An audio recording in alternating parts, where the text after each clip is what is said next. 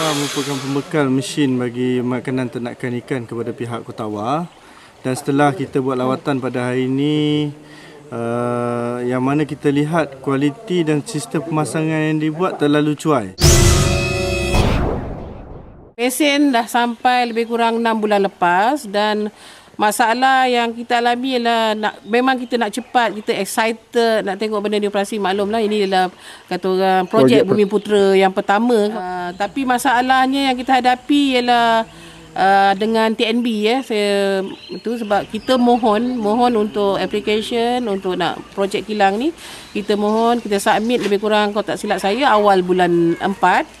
Lepas tu hampir 3 bulan bila kita forwardkan, TNB bagi surat kat kita, dia batalkan atas alasan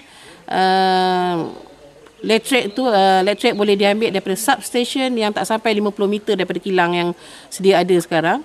Tapi yang saya kecewa ialah kenapa dia batalkan setelah hampir 2 bulan. Kenapa dia tak batalkan immediately masa dia pegawai-pegawai dia buat lawatan selama 2 kali lah. Saya rasa amat kecewa lah dengan tindakan ni sebab kita pun menunggu hampir 5 ke 6 bulan untuk membantu peserta dan juga pihak Kotawa yang beli mesin ni supaya boleh beroperasi. Jadi saya amat berharap pihak-pihak yang berkenaan yang terlibat dalam projek-projek macam ni beri tumpuan kepada usahawan yang mahu berjaya dan segerakan dia punya proses-proses supaya usahawan ni boleh mendapat semula modal dia daripada jualan-jualan. Usaha daripada usahawan dah ada. Dah.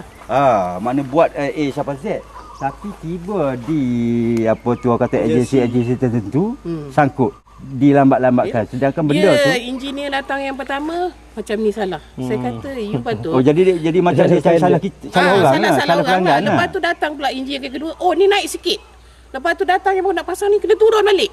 Faham mana satu yang betul? Saya kata you sepatutnya macam apa kata orang standard lah. You tahu bila nak buat tak ada turun naiknya kan. Dia kata saya manalah tahu. Lepas tu dia kata yang pasang Kuala Selangor, yang buat ni Rawang. Lepas tu bila Rawang siap saya dah pasang, tunggu Kuala Selangor. Lepas tu pergi balik Bukit Beruntung. Pergi balik. Nak buat pinjaman pun saya kata saya kata nak cepat. Saya dah buat kerja sebelum raya. Hari-hari pergi Kuala Lumpur. Pergi sign, mati stamp, patah balik, hantar, serah. Lepas tu dia dah hantar. Oh, pengarah ada 1 tak cukup 2 tak boleh sign.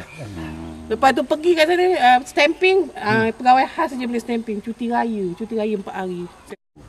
Jadi kalau kita menuduh pula kerajaan kata kita menuduh. Tapi benda ni berlaku. Tapi biasa saya rasa yang atas tu betul, sediakan piagam apa semua. Tapi yang bawah ni lah dia main-main kata orang buat kerja tak teringatkan kesusahan orang yang datang. Kalau kita ingat orang tu susah, nak cepat kita tolong dia. Kalau saya lah macam tu, orang tu nak cepat dia tak nampak tu. Aku tetap aku. Ni kata orang apa, kerja biasa 8 to 5 je kerja dah. Dia tak boleh buat lebih. Ya memang.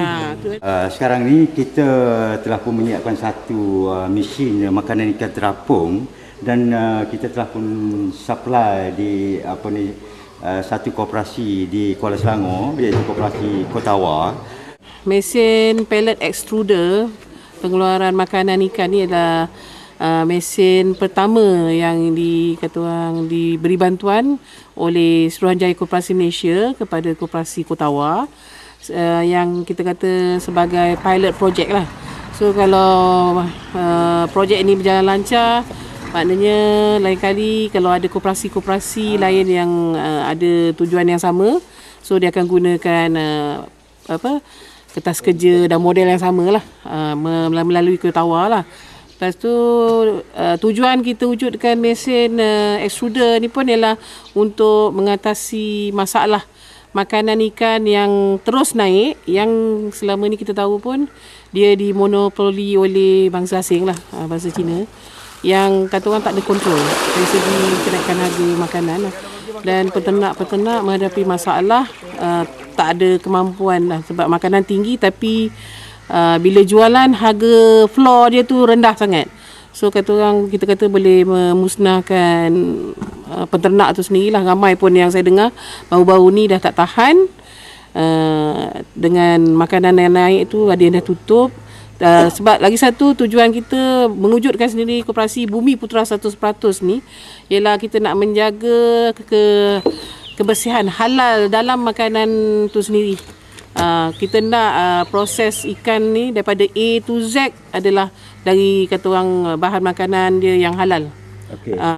Bahawa mesin kita ni boleh diubah suai mengikut keadaan kilang. Keluasan kilang, kalau kita boleh buat dia berbentuk L ataupun U ataupun Z. Bermaknanya sebelum proses kita jual mesin kepada pelanggan, kita kita berbincang dulu terlebih awal. Kita akan tanya pelanggan keluasan kilang nak buat macam mana, modal sebanyak mana. Kadang-kadang tu pihak pengusaha ni dia tak cukup duit. Jadi mesin kita ni kita boleh belikan, kita boleh buat dengan kos yang pelanggan tu ada. Dari Sirim yang bagi quotation. Tapi saya tengok harga dia tinggi. So bantuan kita pula tak sampai hak tu. So saya kena fikir macam mana saya nak selesaikan dengan keuangan yang sebanyak tu, 250,000 dengan sebuah mesin, dengan nak renovate kilang lagi apa semua. So saya teringat ada satu kilang di Kelantan yang ada mesin macam ni. Masyarakat kita ni akan